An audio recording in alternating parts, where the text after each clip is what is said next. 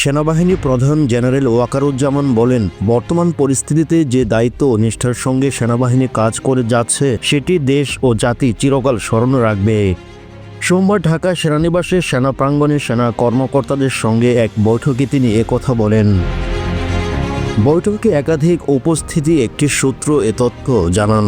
সেনাপ্রধান দেশের আইনশৃঙ্খলা পরিস্থিতি, নানা ধরনের অপপ্রচার, গুজব, উস্কানিমূলক বক্তব্য সহ বিভিন্ন বিষয় নিয়ে কথা বলেন। ঢাকার বাইরের সেনা কর্মকর্তারা অনলাইনের মাধ্যমে এ আয়োজনের সঙ্গে যুক্ত হন। সূত্র জানায়, কর্মকর্তা ও সৈনিকদের প্রতি কৃতজ্ঞতা জানিয়ে সেনাবাহিনী প্রধান বলেন, তাদের আত্মত্যাগ দেশ সবসময় স্মরণ করবে।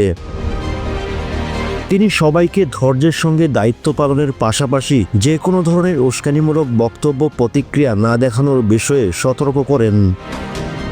বাংলাদেশ সেনাবাহিনী একটি পেশাদার বাহিনী। সেনাবাহিনীর কার্যক্রম সম্পর্কে সরকার জানে, জনগণও জানে। এসব কথা উল্লেখ করে সেনাপ্রধান বলেন, নানা গুজব ছড়ানো হচ্ছে, কিন্তু দেশে কোনো জরুরি অবস্থা জারি করা হয়নি। অনেকে নানা ভুল তথ্য, অপতথ্য নানাভাবে ছড়াচ্ছে। এতে বিভ্রান্ত হওয়া যাবে না। পরিস্থিতি সামলাতে হবে ধৈর্যের সঙ্গে। সেনাবাহিনীর কাছে সর্বোচ্চ অগ্রাধিকার দেশ ও দেশের জনগণ।